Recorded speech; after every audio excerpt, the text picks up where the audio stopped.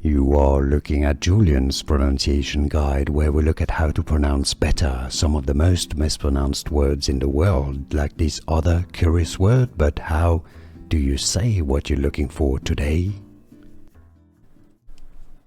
Phrase pronunciation from medicine and biology.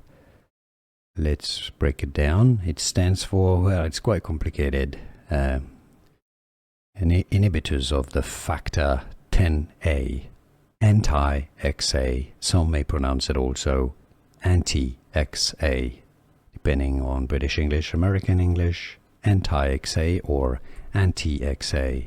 Oh, not XA actually, it's 10A, sorry. I always get confused by this. Anti-10A or anti-10A.